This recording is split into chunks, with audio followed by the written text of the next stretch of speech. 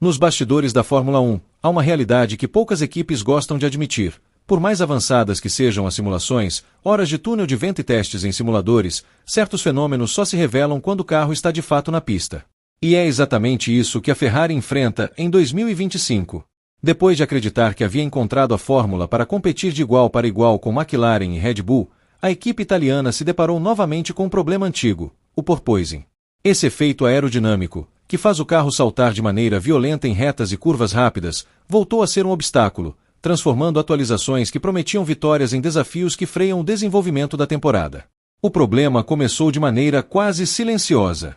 No GP da Espanha, a Ferrari estreou um novo assoalho, projetado para aumentar a downforce sem comprometer a velocidade em retas.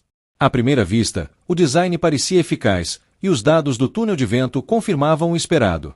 Mas, assim que o carro entrou na pista, percebeu-se que algo não estava certo.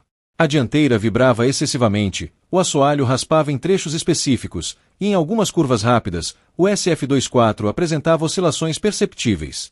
O que parecia um detalhe menor rapidamente se revelou uma questão estrutural. O carro sofria com porpoising em alta velocidade.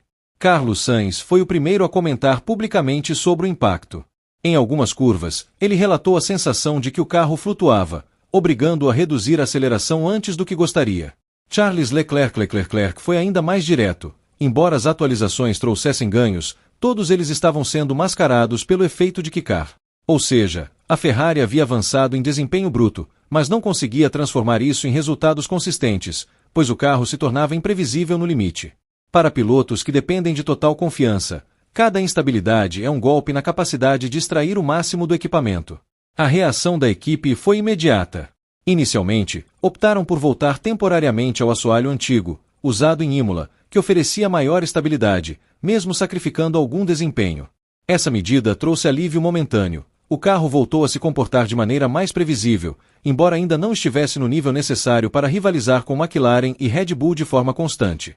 Paralelamente, engenheiros e Maranello trabalharam em uma revisão emergencial do assoalho, reforçando a região dianteira do difusor, que flexionava mais do que o esperado e gerava as oscilações aerodinâmicas. O episódio expôs uma questão ainda mais delicada: a diferença entre o que os testes em túnel de vento indicavam e o comportamento real do carro na pista. Jules Clear, engenheiro veterano da Ferrari, admitiu que havia falhas na correlação entre simulação e realidade. Esse tipo de problema é particularmente cruel, pois mina a confiança da equipe no próprio processo de desenvolvimento.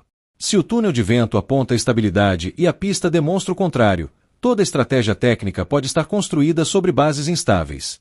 Não se trata apenas de um defeito no carro, mas de uma fragilidade metodológica. Apesar disso, a Ferrari conseguiu algumas respostas positivas. No GP da Holanda, o carro apresentou ritmo competitivo, e em Monza, Leclerc conquistou uma vitória emblemática diante da torcida local. Parecia que o problema estava, se não completamente solucionado, ao menos controlado. Porém, o chefe da equipe, Frederic Vasseur, manteve a cautela. Monza é um circuito atípico, cujas características mascaram deficiências aerodinâmicas. Avaliar o progresso do SF24 apenas por esse desempenho seria um equívoco estratégico. A Ferrari não queria repetir erros do passado, quando vitórias isoladas criavam a ilusão de um carro mais rápido do que realmente era. O ponto crucial é que o porpoising é imprevisível. Ele pode aparecer em uma seção e desaparecer na seguinte, variando conforme vento, temperatura e desgaste de pneus.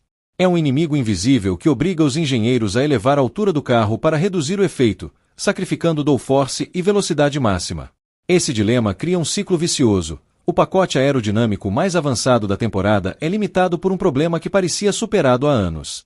Essa instabilidade técnica reflete diretamente no desempenho da Ferrari no campeonato. Diferentemente da Red Bull, que adota um carro mais alto naturalmente imune ao porpoising, ou da McLaren, que encontrou um equilíbrio aerodinâmico quase perfeito, a equipe italiana sofre com oscilações de performance. Em circuitos lentos, o carro é competitivo. Em pistas rápidas, se torna imprevisível. Essa irregularidade não apenas custa pontos valiosos, mas também afeta a confiança dos pilotos e a capacidade da equipe de planejar estratégias de corrida e de campeonato. O impacto já é visível no campeonato de construtores. A Ferrari, que iniciou a temporada brigando pelo segundo lugar, caiu para a quarta posição, atrás de McLaren e Mercedes. O problema não é apenas a velocidade pura, mas a consistência. Enquanto os rivais conseguem extrair máximo desempenho quase sempre, a equipe italiana oscila, alternando vitórias emocionantes com fins de semana apagados. Essa irregularidade é consequência direta do porpoising e das limitações impostas pelo acerto do carro. Dentro da Ferrari, há plena consciência de que este é um desafio de médio prazo. O foco agora não é apenas ajustar o carro para 2025, mas garantir que a metodologia de correlação entre túnel de vento e pista esteja corrigida, evitando problemas semelhantes em 2026. Com a grande mudança regulatória se aproximando, qualquer falha nesse processo poderia custar anos de desenvolvimento. O que começou como uma frustração em Barcelona transformou-se em um alerta para toda a estrutura técnica da equipe. Assim, a crise da Ferrari vai além de um carro que, quiçá, revela como a Fórmula 1 é impiedosa com equipes que trabalham em margens estreitas de desempenho. Um detalhe aerodinâmico, uma falha de simulação, pode determinar a diferença entre disputar vitórias e lutar para manter-se competitivo. Para a Ferrari, a missão é dupla: apagar o incêndio imediato de 2025 e construir uma base sólida para não repetir esse pesadelo nos anos seguintes. Enquanto isso, os fãs seguem vivendo a montanha-russa emocional que se tornou marca registrada da escuderia nesta era moderna da Fórmula 1.